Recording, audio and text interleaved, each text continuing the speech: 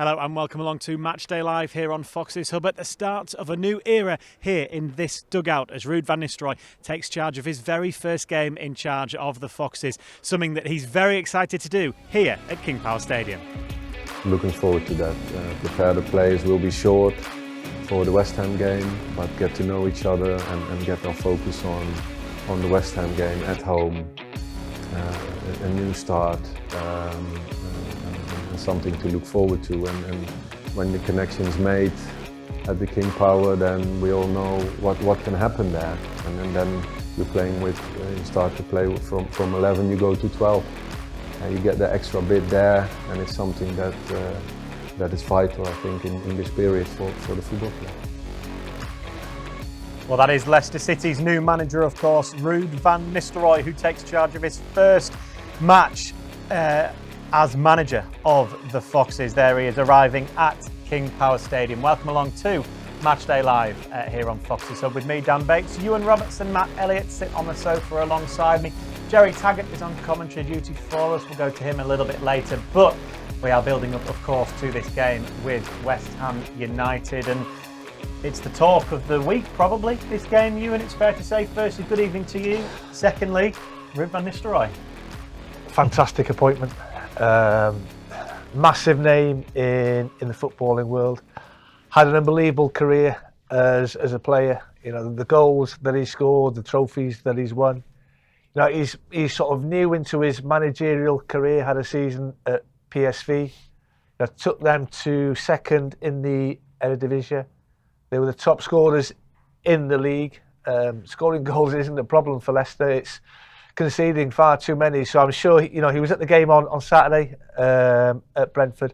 I think he will have learned a lot from that performance and that result. But yeah, first and foremost, an absolutely magnificent appointment, I think. And good evening to you, Matt, of course. Thank you, an 8:15 kickoff, a little bit of a later one strange this one, evening.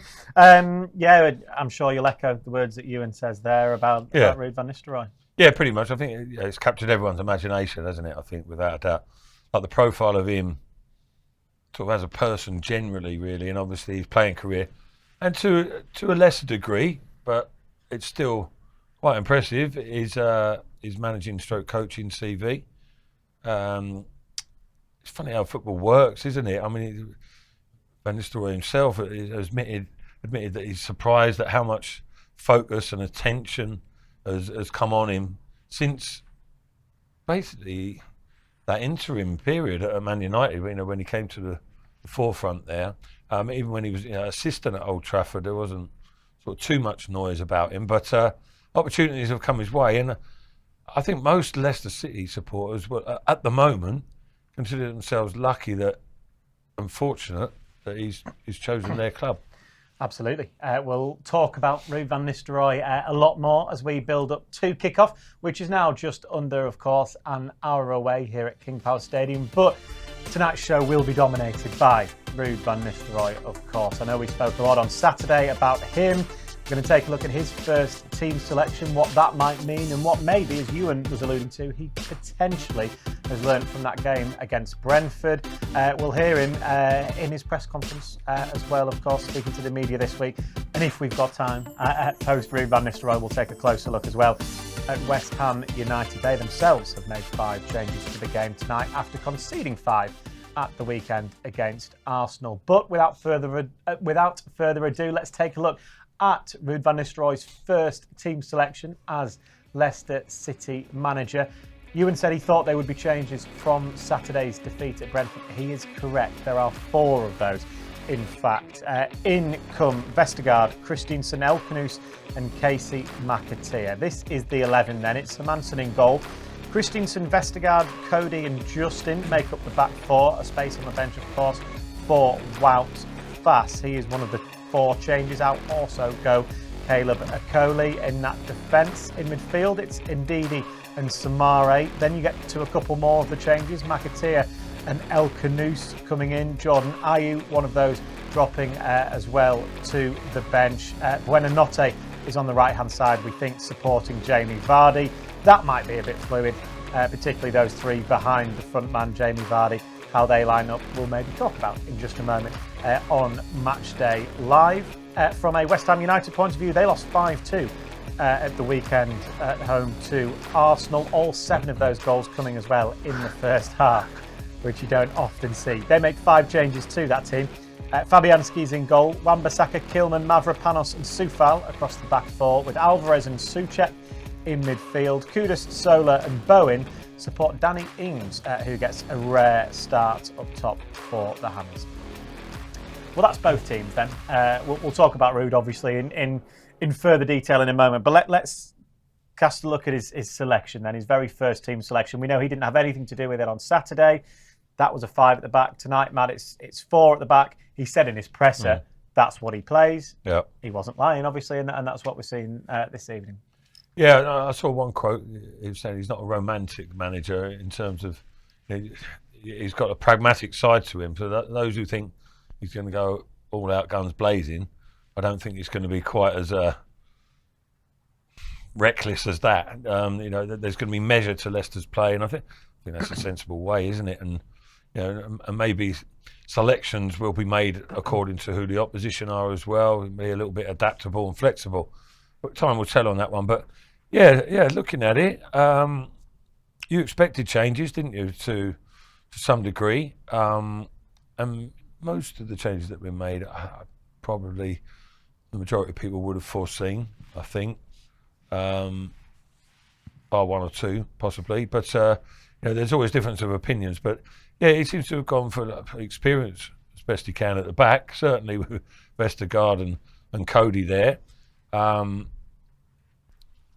Like everything, there's pros and cons in that, but they've been around the block, that's for sure.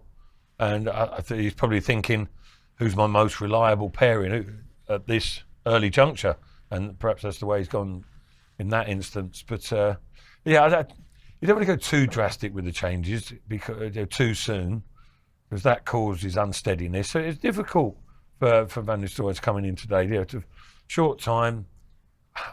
He'll have a little bit of a preconception because he'll have done his homework, etc., and he'll know about the players to a level anyway. He's seen them not so long ago, a couple of occasions, obviously, hasn't he? So, but I think most people will be sort of, I wouldn't say satisfied is necessarily the right word. You have to see how the result goes first, isn't it? But you look at that and go, yeah, I can see what he's thinking.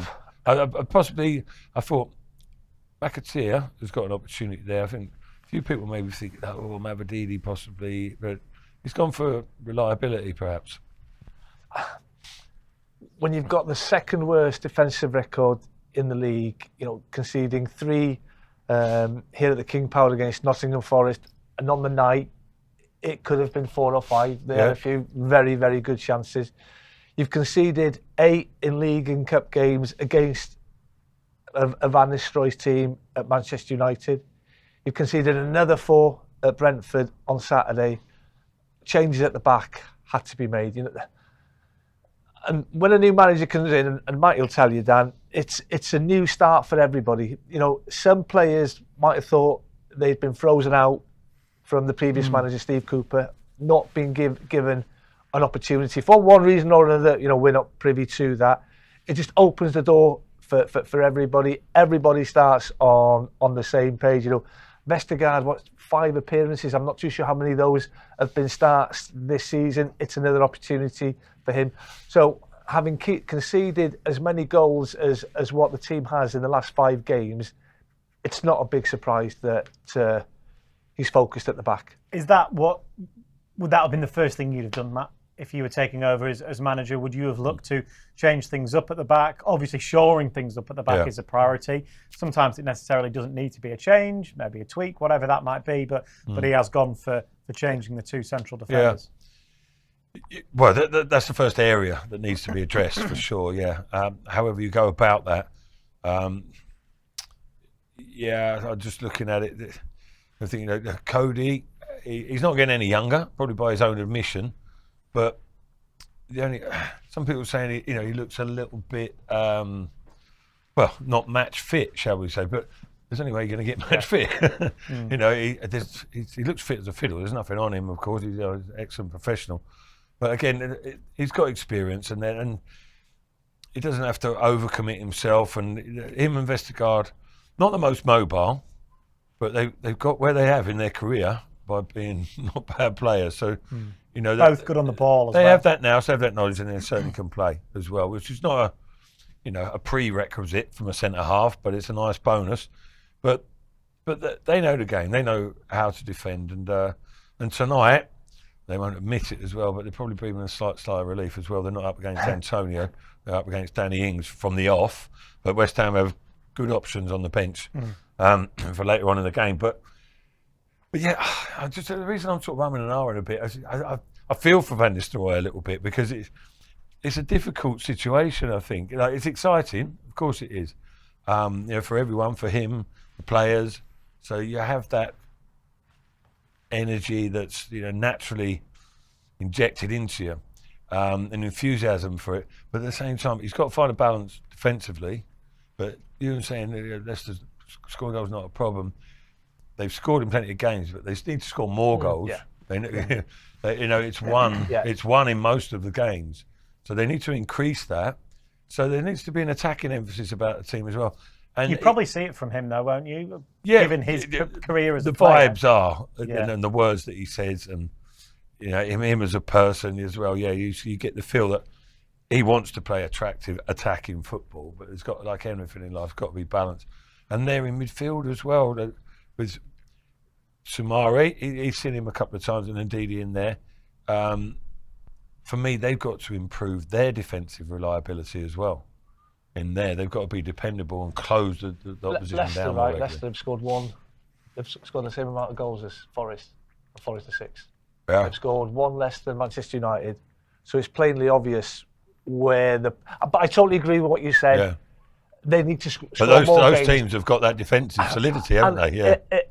I mean, when you're conceding goals for fun, it does put extra pressure. You might go into a game thinking, we've got to score 3 goals today to win a game. Yeah.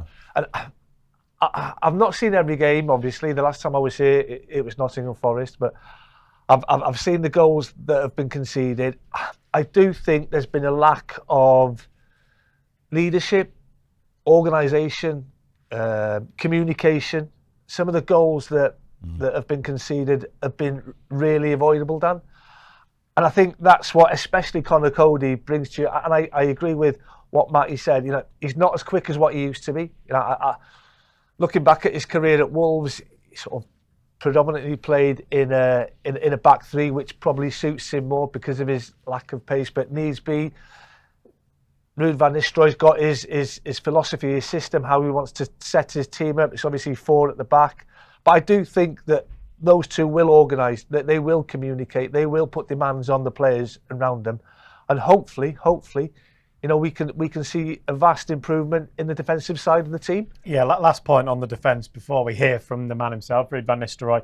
It's the first time Wout Faes hasn't started a league game since the 2-1 victory over QPR. That was all the way back in last October. Mm-hmm.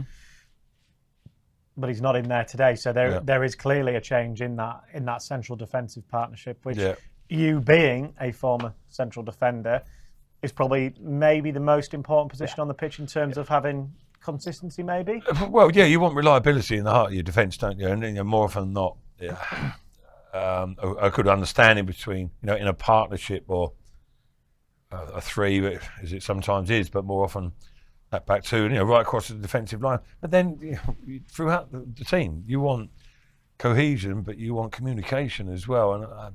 And Ewan has touched on that. I'm not sure there's enough of that as well throughout the side. So with Faes, it's probably time, isn't it, to give him a rest, really. The issues or the incidents were sort of mounting up a touch. Almost like maybe it's starting to affect him a little bit, really. So, but he'll come back. He's Belgian international. He's no mug at all, is he? So, but it's just probably at the right time. It doesn't mean he's discarded and never to be returned. But again, this is all part of the reason why I think there's a big job for Nistelrooy. He's got a big job on his hands, really, because things have gone downhill. We know about the negative side of it. But everyone's looking forward to it. Brilliant. And me as well, as watching it and wondering what's going to happen. But to change things around, there's got to be a big change in, I don't know, culture, mentality, so many things that he's got to affect, really. So hopefully he's the man for that. I'm sure he is. Hopefully so. And one of the reasons people are excited is because of the way that he's spoken so far, whether it was the interview that we did with him or the press conference in the week where he spoke to the journalists for the first time as Leicester City manager.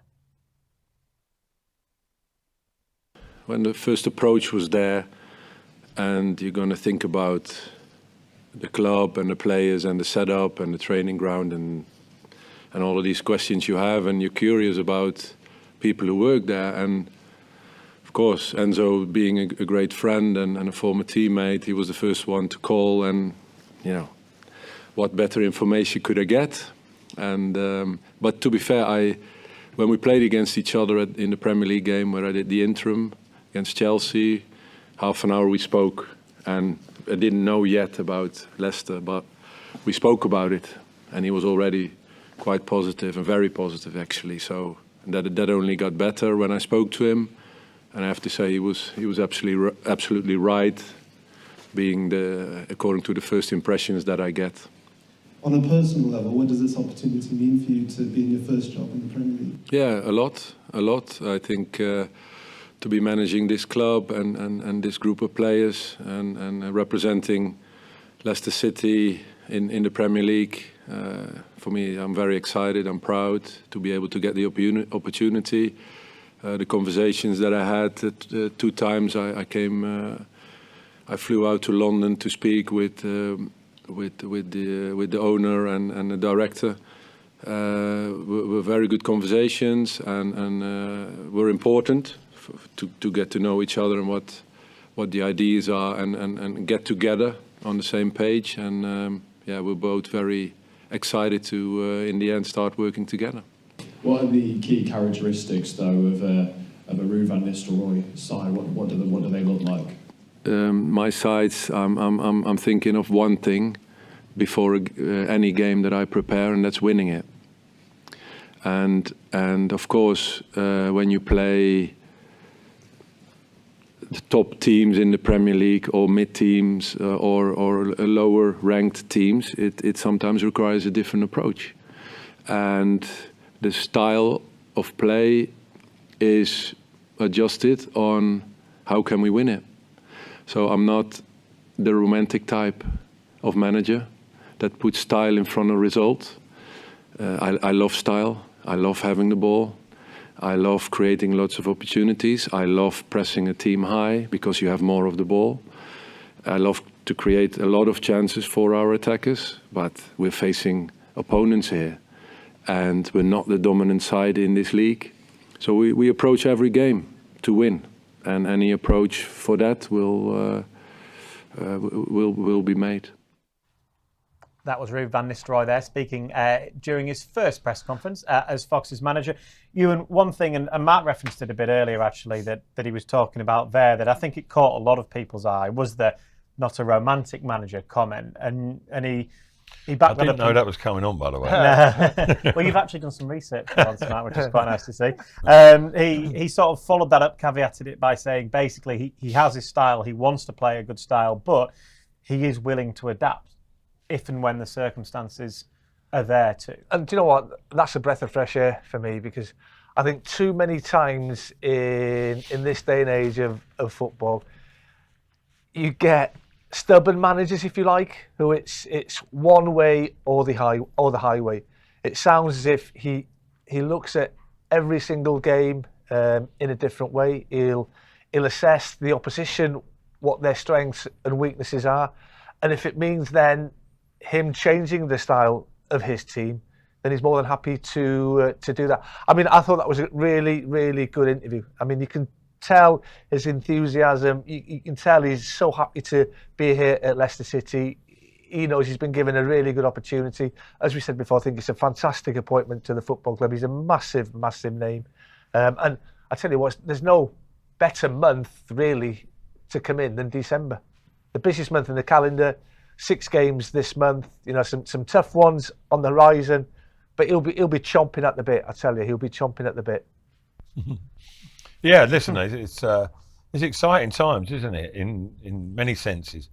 As we know, football can change so quickly, and hopefully it turns, say, fortunes on their head. The last few weeks have been tough, hence the departure of Steve Cooper. But it hasn't been disastrous so far. Leicester are still out of the relegation zone as we speak. Most people would be happy if Leicester finished where they are now. There's big opportunity to sort of change the course of the season now, but it's still going to be tough. Even just Still looking gonna at be tough, the videos of him there and hearing him in the He press looks like he conference. could still be playing, by the way. Pardon? I know. He looks like he could still be playing. And I hate people like that, who are like leaner than they were when they played. What's that all about? Definitely not you. No. He has an aura about him, yeah. doesn't he? And immediately he'll walk into that dressing room, or when he did on Sunday morning, immediately the players will just sit up and take note and listen. Yeah. Although, sorry, you're going to you in there, but although he seems like quite a down-to-earth sort of bloke, like a likeable fella. He's not. He doesn't look like someone who's going to demand that you bow down to him. Respect is earned, but he's earned that through his playing career.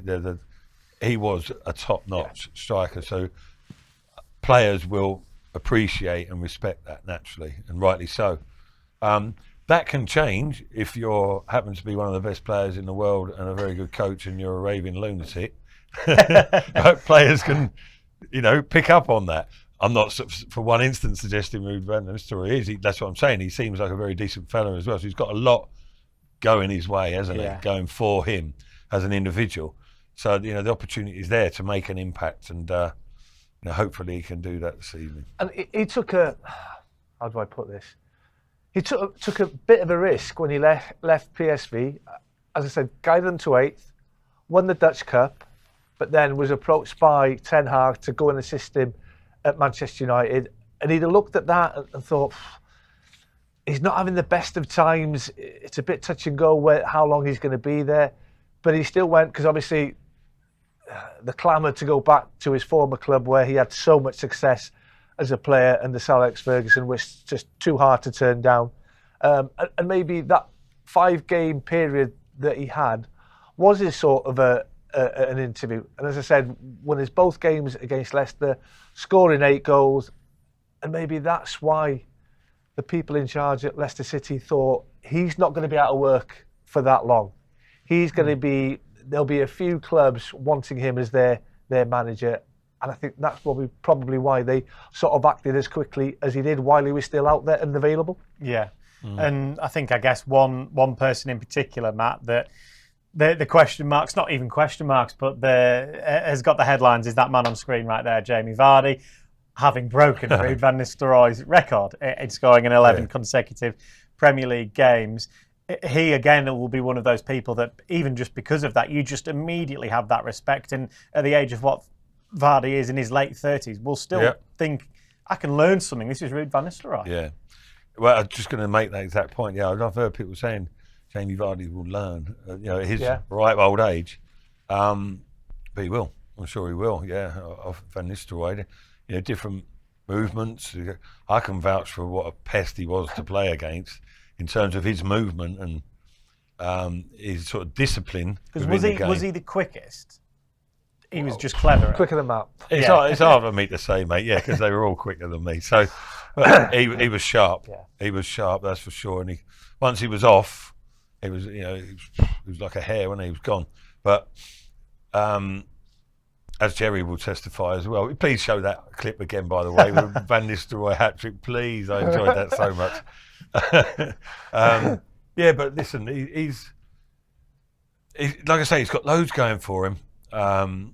It's a big job, though. It's a big job. It's not something that's going to be fixed just by, and I don't mean this in lightly, a bit of razzmatazz, Van Nistelrooy walking through the door and everyone's impressed with that, great, and rightly so.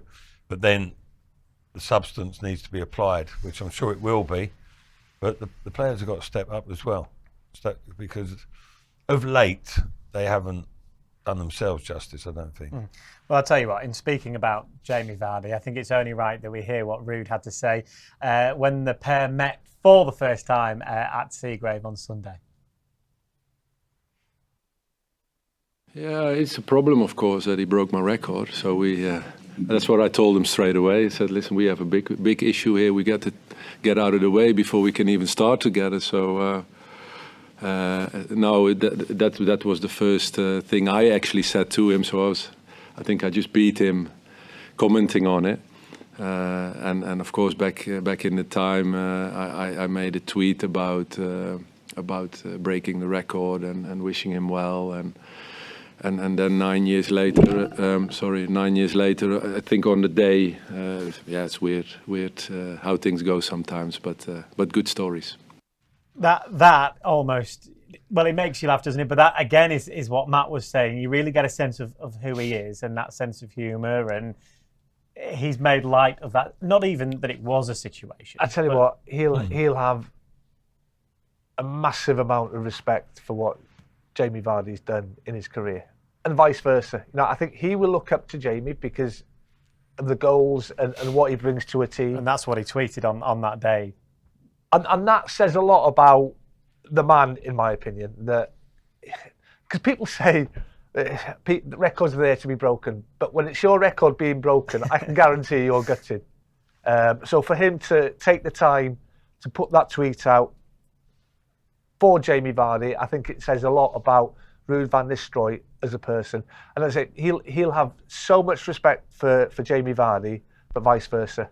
You know, Jamie Vardy will have a huge amount of respect. The difference being with the likes of me and you, though, any records that we achieved, we want to hang on to. Van Nistelrooy's got plenty of others that he can lay claim to. Plenty of medals too. Yeah, exactly. Plenty of everything.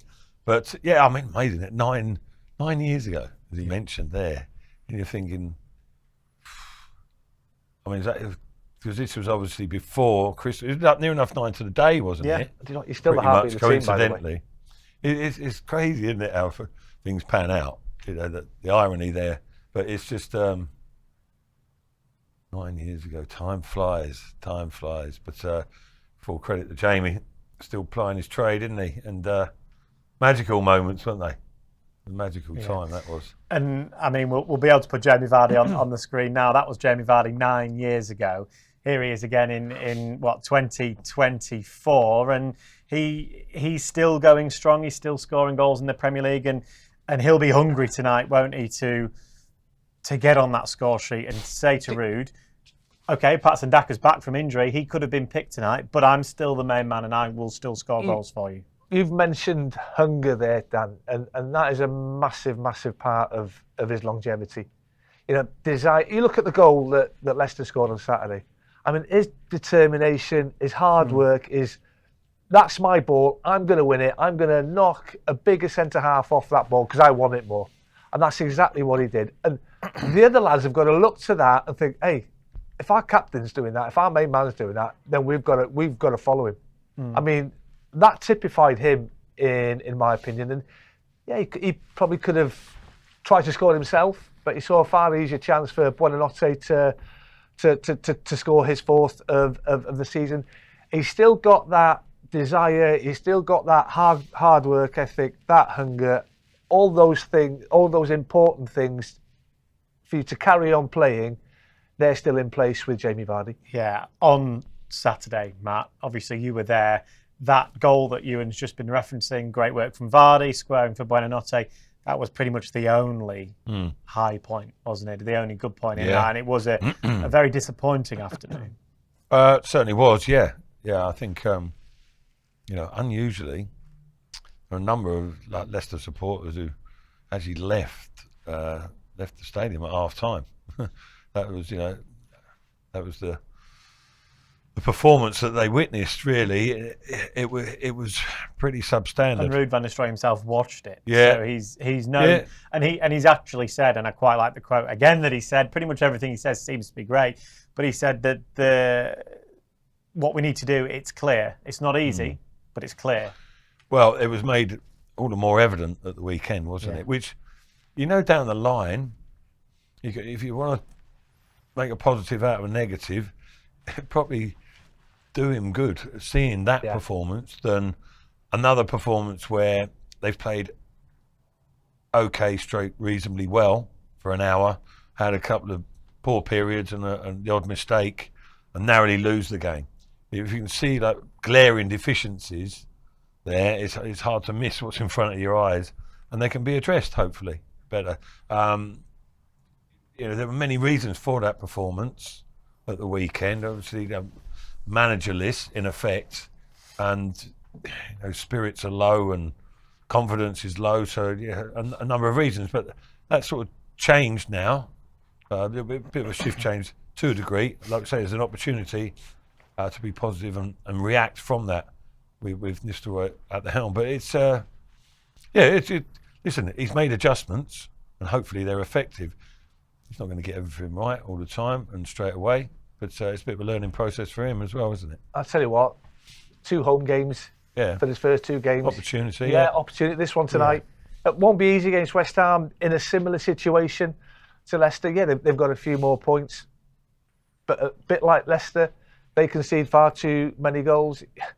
I mean, 9 goals between them in the last 2 games, coming into, and I think that's why we've seen changes for both. Yeah, defensively. Yeah. So that tells you everything. So I think he's got a really good opportunity. Without being disrespectful, that's not intimidating, that West Ham lineup, is it? For me, as a Leicester team, I'm thinking at home, come on boys. Yeah. If ever there's the time to go and back yourself, they've got some decent individuals. Don't get me wrong, and they're on the way up. Well, are they? Yeah, they had one good result pretty much against Newcastle, haven't they? And they get tonked at home against Arsenal. We keep using that word opportunity, but it's there tonight for the Leicester boys. And it will all be played in front of Jerry Taggart, who is in the press box. He's on co-commentary duty for us on Fox's Hub. Jerry, I guess obviously Ruud van Nistelrooy is the main talking point, as he was on Saturday. But tonight, the atmosphere, we're assuming, should be electric, should be red hot, which is needed because it's absolutely freezing tonight. But the supporters will be right up for this one, won't they? Because as Matt is alluding to, there's an opportunity to get 3 points. There's an opportunity to welcome the new manager. Yeah, absolutely. You're expecting the crowd. Well, we're hoping and expecting that the crowd will get behind the players, get behind Ruud van Nistelrooy for his first game in charge. And they will play a massive part if Leicester are to come out on top in this game this evening. So I think everybody has to now, start pulling together. And hopefully what Ruud has done in the last couple of days, we were speaking about it the other day, won't have a lot of time to enforce or to get across what he wants. But hopefully he's been able to change the mindset slightly, and we'll hopefully see that this evening, Dan.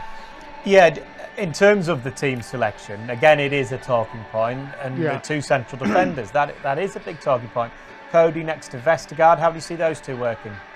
Yeah, I mean, it's not been tried, has it? It's a pearl that has not been tried at centre half. So I suppose you could say, well, you don't know what's going to happen until you try it. We've seen a lot of combinations throughout the season. Some have worked better than others. So I think again it's more about the experience that they bring. They've got pace and youth at either side of them. And also a bit of that in front of them as well. So it's all about organising for me, Dan, this evening, and being solid. It'll be interesting to see, listen to him in his pre-match interview about, using different tactics for different games depending on the personnel of the opposition, where they are in the league and things like that. So it'll be interesting to see exactly how he sets up this evening against West Ham. Gerald, Matthew. Yeah. Oh, what do you want? Oh, you heard me before, did you? Requesting that clip, yeah? Yeah, you're like a little giddy kid in a sweet shop. Just because you get battered all the time with Dennis Bergkamp. Well, make sure you listen in 5 minutes' time. It's coming on, mate. Okay? I wouldn't want you to miss that. Oh, go on then. Listen, mate, we've been debating, the importance of Leicester being solid, but having a purpose in attack, and then, but also being energetic and disciplined in midfield, right? So we're addressing every area there, and it's sort of, we can't sort of put our finger on what is the most important factor, really. I mean, how do you see it with Leicester? Yeah, again, it's, and that's why I just said it'd be interesting to see how he sets up and how he wants to go about it tonight against West Ham. But it's hard to tell. But I think for me, if you're looking for positives from the start and you're taking the result out of it, it's about the balance of the team. It's about the cohesion, the organisation, of the team throughout the 90 plus minutes. And if you see some of that this evening, then and the goals don't go flying in, then I suppose you could say, well, you can see a little bit of improvement in the way the team are ticking, the way the team are going out onto the pitch, the energy levels, the commitment, all those basic sort of attributes that you expect every Premier League player to have. I think that's a good starting point for this evening, Matt.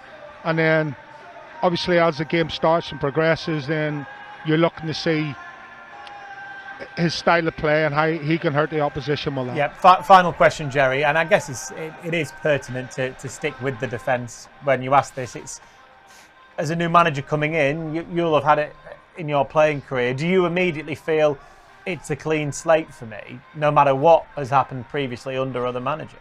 Yeah, it's an opportunity for the Pearlham. The Pearlham haven't had a lot of game time this season, and so it's an opportunity for them to make a stamp. And they are the two most experienced centre backs at the football club.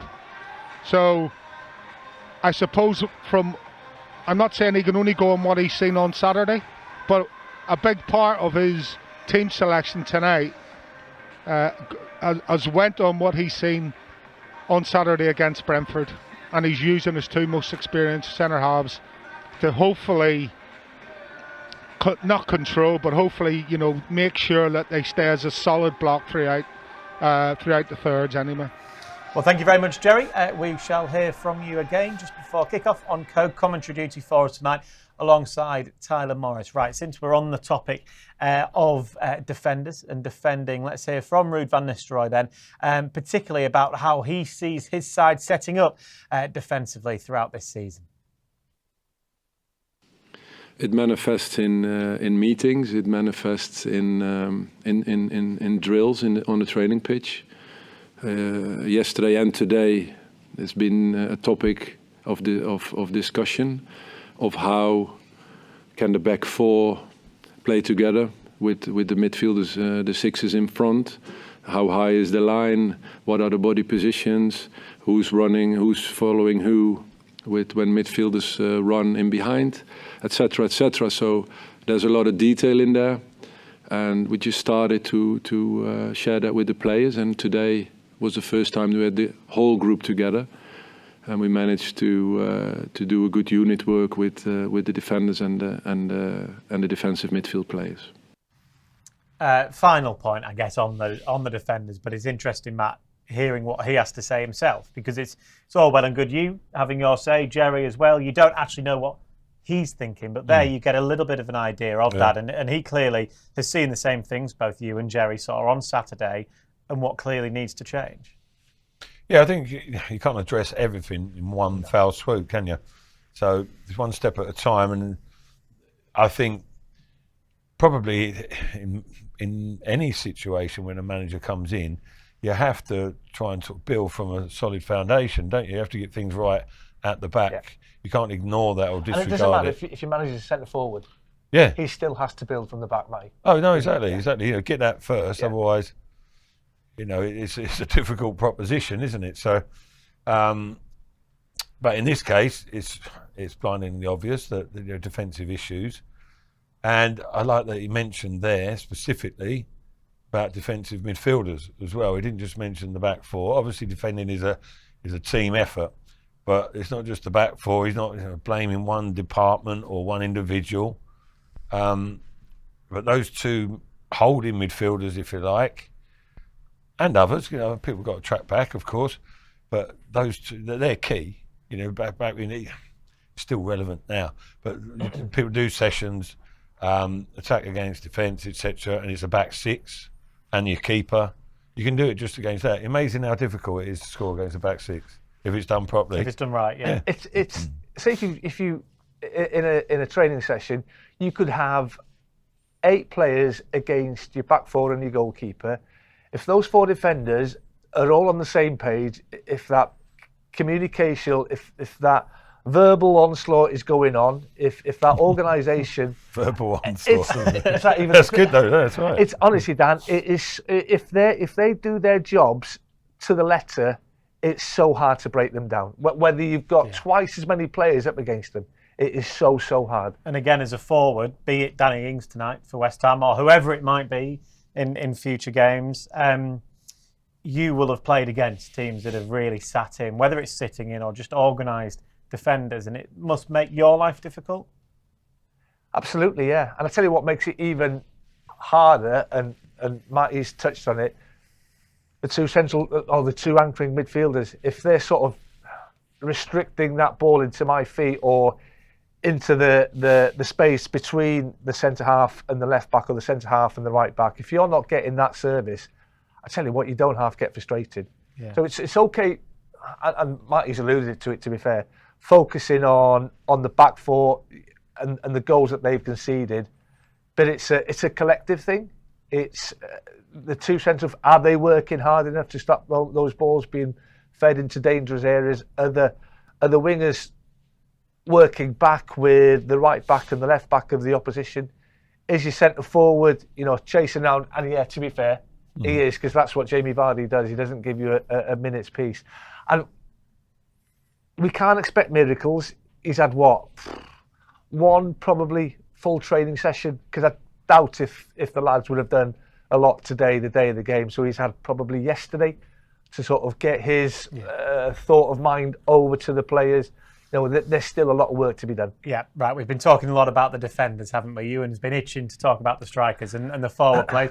We'll do that in just a moment. Let's get a quick reminder, though, of tonight's team news from both Leicester and West Ham's point of view. Changes aplenty for both from heavy defeats at the weekend, starting, of course, with the Foxes. They make 4 changes. This is Ruud van Nistelrooy's very first Leicester City 11.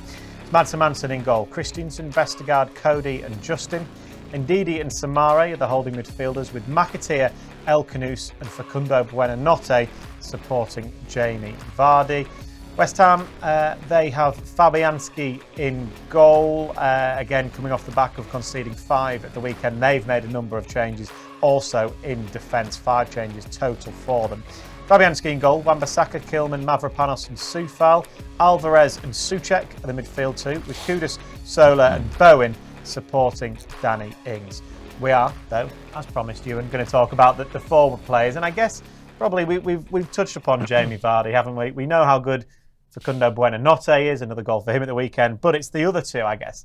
It's exciting to see Buonanotte and El Khanous firstly in the same team, and Casey McAteer as well, with the pace that he has on that left-hand side. Yeah, and I tell you what, he's coming up against a right-back who I don't think is the quickest right-back in the world in Soufal. So I think Casey McAteer is if his movement and his quality can be where he's produced in the past, then I think he can get quite a bit of joy against Soufal. On the flip side to that, Soufal is half decent going forward, to be fair. He does give West Ham another dimension. So that aspect of that hard work defensively, he will have. But that attacking 4, I think that is quite exciting. Buonanotte has been a breath of fresh air. I haven't seen enough of El Khanous, if I'm being totally honest. But yeah, I think that attacking 4 is one to watch. Yeah, I don't think anyone's seen enough of El Khanous, to be honest. Tonight is about right. Well, it would be a perfect time for him to start showing up a little bit, really. He's had his bedding in period, in fairness, and sizable fee, wasn't it? Without doubt, he's got ability. You can see that. He's a naturally talented footballer. But he needs to start making his mark a little bit, and tonight might be that chance to do that, because he must be thinking, must be boosted by getting selected by the new manager coming in. Yeah, he must be thinking, hang on a second, this is who's picked me. couldn't guarantee that, but maybe didn't expect it. A nice little surprise for him there, going back up the manager's confidence. But McAteer, yeah, again with him, his chances have been limited this season, sort of understandably so. But he'll be frustrated. He should be. Sure, he is. He needs to go and make a mark as well, really, up there. You're right. Casey won't mind tracking back. He does that. He likes that. Yeah. Maybe part of the reason that he's in the team from the off. But he also needs to start testing the fullbacks out a little bit more himself.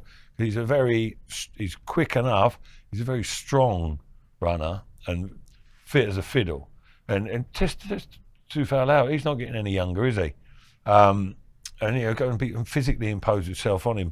Play with confidence. You're a fully fledged Premier League, international player now, Casey. Go and start demonstrating it.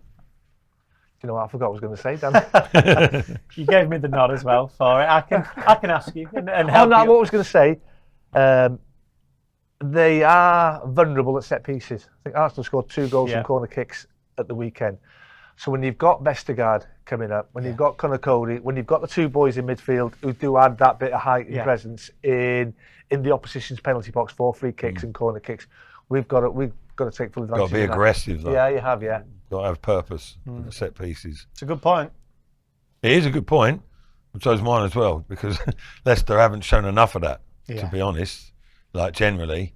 They've got a fair amount of size. Vestergaard's an absolute giant. And you mentioned the other 2 boys in midfield, not renowned for their aerial ability, but they're sizable, aren't they? Be doing better. Yeah, they should be. Yeah. Should be. And I'm looking at I keep mentioning, we talk about defence and attack. Both intrigue me, but as much as anything, that midfield concerned me, as it did on Saturday against Brentford. Mention it there, they're going to get outnumbered, and amount of times midfield disappeared a little bit. Samari has got to get that defensive mentality head on, but at the same time needs to provide support. He needs to click into gear, support for the front boys as well, because it's not going to be any easy pickings out there. But listen, I don't know. It's one of those. I was speaking to someone on the way in tonight. They were talking about the game. He said, "That's a tough one to call. That one. Don't know which way he's going to go. What's going to happen?" And it pretty much feels like one of those. Yeah. Final couple of points very quickly, Ewan, on the atmosphere, I guess. I asked Jerry this about expecting, obviously, a full house. Ruud van Nistelrooy's first game in charge. Good feeling back, hopefully.